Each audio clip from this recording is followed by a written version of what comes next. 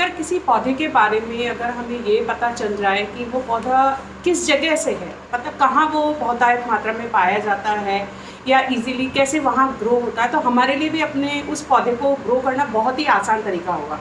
अरे ये तो बड़ी आसानी से हमारी बेसिक प्लांट नॉलेज हो गई। तो आज का जो हमारा वीडियो है वो है फन के ऊपर, और मैंने बैठे बैठे अभी आपको बड़ी इजी तरीके से बेसिक प्लांट नॉलेज भी दे दी। तो आज हम जब बात करेंगे हमारे प्लांट के बारे में, इस प्लांट के बारे में, तो हम स्टार्ट करेंगे हमारी इसी बात से कि ये कहाँ का प्लांट है। तो चलिए जानते हैं इस प्लांट के बारे में और स्टेप बाय स्टेप इसकी और भी सारी चीज़ों के बारे में। तो मेरे साथ बने रहिए।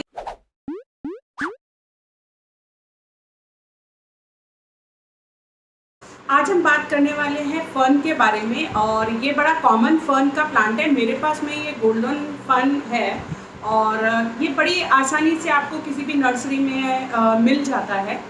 और ये जो फर्न है ज़्यादातर आप देखेंगे कि जहाँ पर पहाड़ी इलाके हैं, जहाँ बहुत ज़्यादा बारिश होती है, वहाँ ये होता है। दीवारों पर भी, जहाँ पर पानी रुकता नहीं है और बह के चला जाता है, ऐसे पहाड़ी जगह पर ये ईजिली उग जाता है।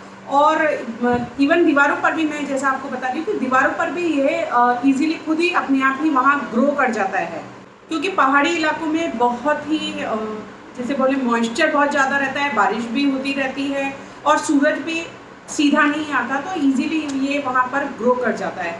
अब बात करेंगे इसके हम सबसे पहले पॉट के बारे में।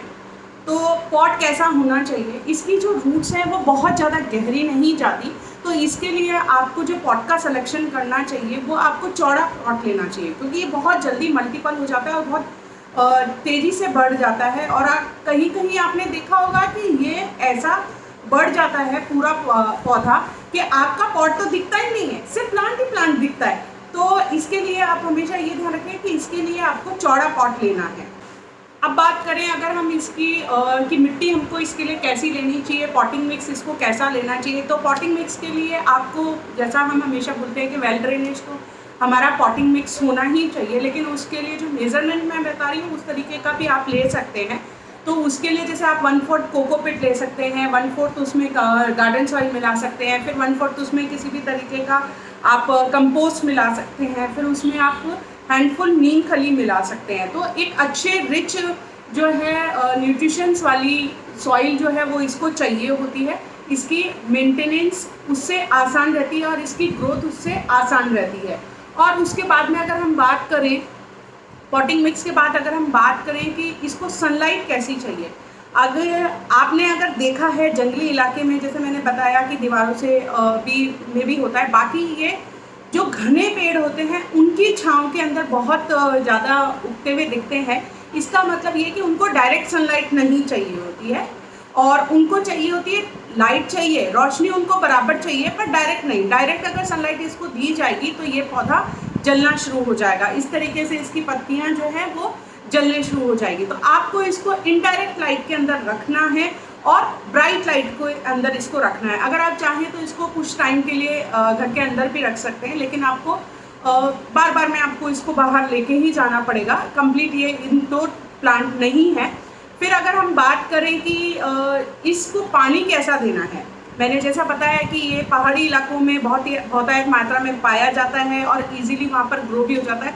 इट मीन्स कि मॉइस्चर इसको प्लांट को बहुत ज़्यादा चाहिए होता है। इसकी जो सॉइल है किसी भी तरीके से सॉगी नहीं होनी चाहिए, लेकिन इसमें मॉइस्चर जो है वो मेंटेन रहना चाहिए। तो उसके लिए आपका कोई रूल्स रेगुलेशंस नहीं होता है पानी देने का। आपको पानी जब भी देना है इसको बराबर आपको पानी देते रहना है, मतलब किसी भी तरीके से पौधा मॉइस्चर अपना खोए नहीं। अगर आप इसमें अगर ये चला जाएगा, अगर मॉइस्चर इसका मेंटेन नहीं रहेगा, तो आपका पौधा जो है वो जलना शुरू हो जाएगा और मुरझाना शुरू हो जाएगा। तो आप इसको फ्रीक्वेंटली आप पानी आप देते रहिए। बाकी आप जैसा कि हमेशा मैं बताती हूँ कि आप टिप पे से ऐसा करके आप टच करके भी देख सकते हैं, और धीरे धीरे आपको वो सब चीज़ें हैं जो आपको पता चल जाती है कि मेरा प्लांट को अभी कितना पानी चाहिए। क्योंकि हमारा जो शहर है, हमारा जो इलाका है जिसके अंदर हम रह रहे हैं, उसके अंदर उस जगह पे रहने पर भी इस बात का फ़र्क पड़ता है कि हमारे पौधे को कितना पानी लगता है। और मॉइस्चर बनाने के लिए दूसरी बात आप क्या कर सकते हैं कि इसको पौधों के साथ में रखिए, आसपास रखिए पौधों के साथ में, तो उनके साथ बने रहने से भी इसका मॉइस्चर मेंटेन रहता है। तीसरा तरीका क्या है, आप क्या कर सकते हैं कि एक ट्रे ले सकते हैं, ट्रे के नीचे अंदर आप पानी भर के और पेबल्स रख सकते हैं और इस गमले को उसके ऊपर रख सकते हैं।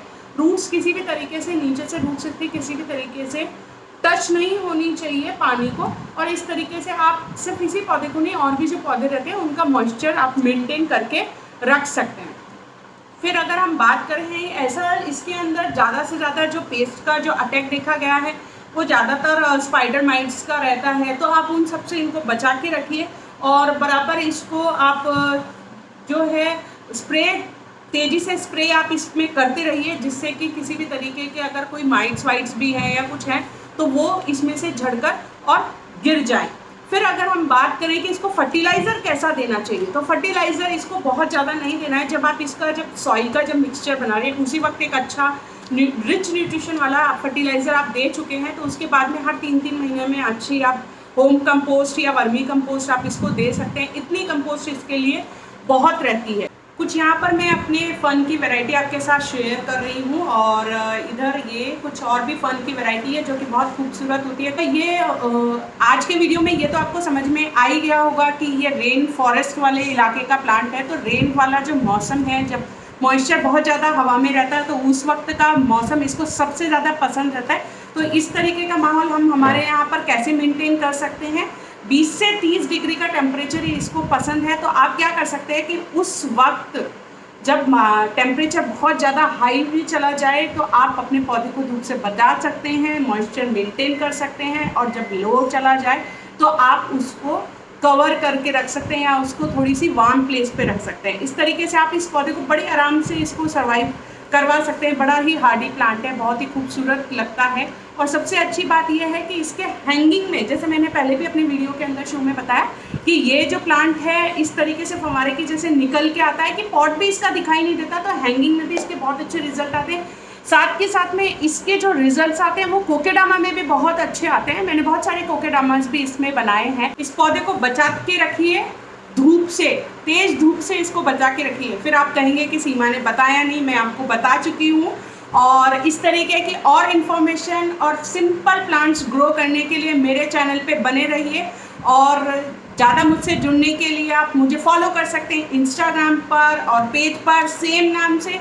चलिए मिलते हैं नेक्स्ट वीक एक नए प्लांट के साथ में। Okay, tata, bye bye.